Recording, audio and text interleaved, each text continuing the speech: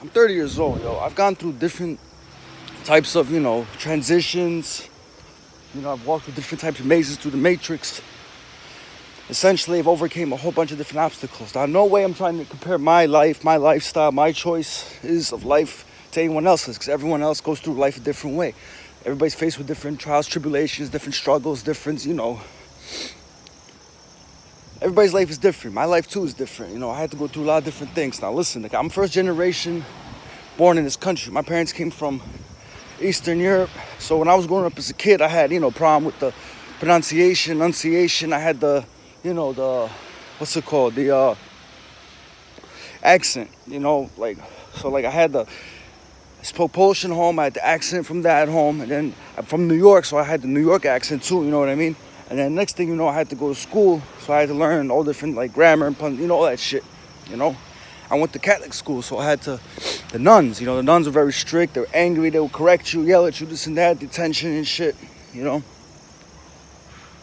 But so I did that, right? So I was going to school. My grade school was a few blocks away from my house. So I could wake up in the morning and just walk to school, Fucking bugs all over the house and shit.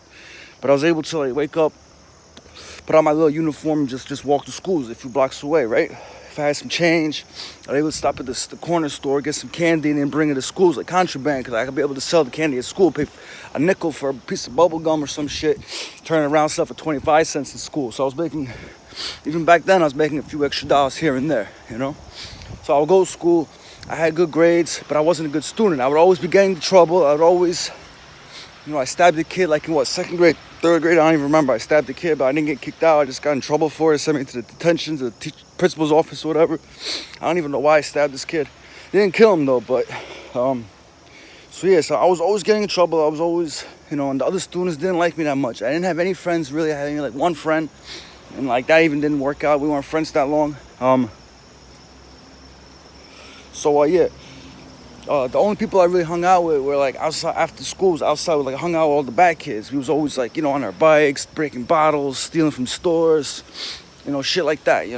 So I had a reputation as a bad guy. I was doing bad things. We would go around our bikes, fill up plastic bags with all different kinds of glass bottles, and then we just go to the park and smash them. Or one time they left the school unlocked, one of the public schools. We went inside the school.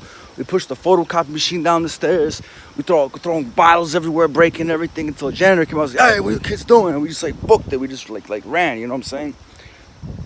But it's fair to say I was a bad kid, really bad kid. I had a lot of fucking problems. I was fucked up in the head, you know what I mean? I went through a lot of undiagnosed medical problems. I don't know if I was angry or if I had depression or whatever the fuck it was. But for the most part, I was always able to hide it. I had good grades in school, you know what I mean? So I didn't, I had good grades. My parents provided for me. Both parents worked. My grandma pretty much took care of me, my younger brother. To my other brother, I have two more brothers. So my grandma took care of us. She would, if we were home, she'd take us to the park. She'd take us, if she had to go somewhere, we took the buses, the trains. So I was familiarized with the buses and the trains early on as a kid. I had a map in my head wherever I went. A lot of times too, my dad had side jobs because he did HVAC. So whenever he had a side job, on the weekend or at night, it was one of the greatest things to go take a ride with him in the company van, go different places, pick up parts for different jobs, meet up with different people. That diner they had in Goodfellas, he worked around there. So I even went to that diner when I was a kid. I was there before, because now if you go there now, it's just an empty building. It's just left there to rot.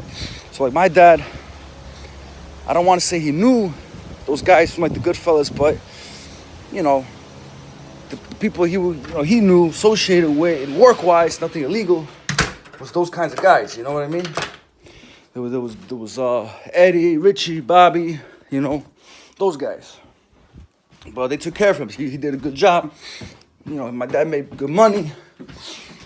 He worked for the union, so he was always able to take care of us. He got his vacation around February. He worked 9-10 months out the year, and then you get 2 months no work, vacation, whatever. So that's the time he would do side jobs or take me and my brother out, spend time with he spent time with his kids. Took us to this place in Long Island called Adventureland. That was the greatest place as a kid ever. It was since I didn't even know about Six Flags back then. That was all my Six Flags. Me and my brother figured out early on too that instead of fucking spending money for fucking tickets to win some bullshit, we found a machine that was open, the sliding thing that was open where the tickets was. So we'd open it, but then it was set up for alarms. So we had to do it quick. We'd have to like pinch the ticket roll and stick it out from the side, the little opening, so you could like make it look like you were playing and tickets were coming out. Then later we got caught doing that. So the next time we're like, fuck it. We opened it. We just took the whole fucking roll of tickets. But we were smart, you know what I mean? We were smart, you know what I mean? We ain't out for no scallops, you know what I mean? We weren't there for those scallops, but we took the roll, waited till it was the right time to put it in the ticket counting machine so it spits out a voucher, you know? Spits out a little voucher with how many tickets you got. So we did that, but we were smart not to go the same day and cash it in and get a prize because they would know. So I would keep that fucking voucher for a whole year until we went back the next year and I had that plus the other shit. So I was able to get one of the coolest prizes, you know what I mean? So yeah, that's what we did over there. And back then, Long Island, there was some BB guns, the good BB guns. Me and my brother was able to get nice, cool BB guns. Another story about BB guns is that when I was maybe like 13, 14, I knew about that spot that was selling BB guns. One of my cousins, he wasn't my cousin, but we called each other cousins, you know what I mean? We weren't Crips or nothing, but we just called each other cuz, you know? But I knew about this spot on Long Island that was selling BB guns. And my cousin, he had a fake ID. You know, the shit was ripped in half because he got a bouncer rip it in half at a bar. He was only like a year or two older than me, so he was already into the whole club scene and shit. But we went to the spot on Long Island. It was in the Roosevelt Mall, whatever, right? So we went there, and the lady at the counter, he was like flirting her and shit. So she took the ID. It was like ripped in half, whatever. But she honored it, and we was able to get 2 BB guns, 2 of the best BB guns they had in the store, because I knew my BB guns, so I knew which ones are good. The ones with pellets are good because they're like actual, like, not actual, but they're like bullets, like rounds, so you could like, instead of those fucking balls that hit and bounce off shit, these were the pellets that go into shit, they could go right in your ass, you know? So we had those, and we you know, so we had to take a trip from Queens to Long Island back, and we didn't have a car, so that shit was a mission, yo. We had to go from like subway to a bus. And then we had to walk around, try to find this shit, you know what I mean? I'm going off through memory in my head, all these like maps in my head, right? So we get there, we come back, and then we're back in his neighborhood, and we want to try this shit out. So we take the guns, load them up, whatever, and then we go up to a fucking parked car. We're like, pop, pop, pop, pop, pop, we just blow the fucking windshield out, you understand? Just boom, shit's blowing that fuck out. So that was cool. So then the alarms went off, the neighborhood started going crazy. So, you know, we dipped, you know, he went back to his crib, I went back to the train. So I'm going on a train, I got this piece on me and shit. You know, it's a BB gun though, but like, look, I'm carrying a piece. And, you know, through the years, we got different kinds of BB guns. We had shotguns, automatics and shit. And sometimes we used to go shoplifting in stores and shit. And I felt bad for the security guard because this guy tried to try me and shit. I had the piece on me, and I don't even know if I was going to use it or not. But thank God it never came to that, right? But we did shit like that. But anyway, so like, growing up as a kid, my neighborhood back in New York, right, wasn't no picnic because we had, everywhere you went, it could be the problem. My neighborhood was a gang called like ABI, Albanian Boys Incorporated. These guys were a bunch of pussy-ass motherfuckers, let me tell you. But they did some grimy shit. They had a shootout in the park and a little girl got shot for no reason. She was on the swing, she caught a bullet to the noodle, you know? It's fucked up, but... You know, one time they started shit with us. One time they started shit with my brother. My brother was walking from my house to meet up with me and my cousin. I was just at the pizzeria at Corrado's on Fish Pond Road. I finished eating my food. I had 2 slices of Sicilian and a bottle of Snapple back then when the bottles were glass, right? So I'm walking to my cousin's house, meeting with my cousin, 2 of our friends, this kid Peter and this kid John. Peter was cool. John was a fucking fruit cup, you know? And we didn't have no cell phones or nothing, so we agreed that we're going to walk from my cousin's house because I made a phone call and then he's going to walk from my house. It was on, I forgot the name of the street, it was like Central Ave or something. So we're walking towards my house with my cousin, Peter and John, and my brother's supposed to be walking the other direction to meet us in the middle, right? And there was a spot always in that street, like on the corner, it was like a brick wall that somebody crashed their car into like a while ago, and it was like a big hole, and all we do was just, every time we went there, we just fucking chuck glass bottles in that shit, you know what I mean? But we're walking down the street, it's like daytime, my brother's walking down the street, and then like, me and my cousin were walking, we're like, yo, is that Chris? Is that Chris, right? And it was my brother. He was in the middle of the street with these 3 little fucking midgets attacking him, right? These fucking Albanian pieces of shit. They're attacking him.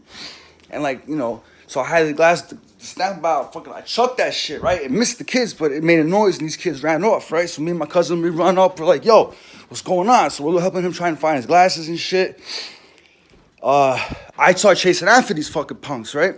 I run after them, I turn the corner, I go down the street, and I run, and I stop, right? I stop. There's like 30 of these motherfuckers, you know what I'm saying? They're all fucking these dirty-ass motherfuckers just sitting on a stoop. Fucking, they point to me like, yo, that's it. And then they fucking start give chase. I run back to where my cousin, everybody is. I'm like, yo, we gotta get out of here. We gotta get out of here. And out of nowhere, I didn't even feel it, but like I got hit in the head, right? I got hit in the head. They had like a mop handle or some shit. They started trying to chop me down, right?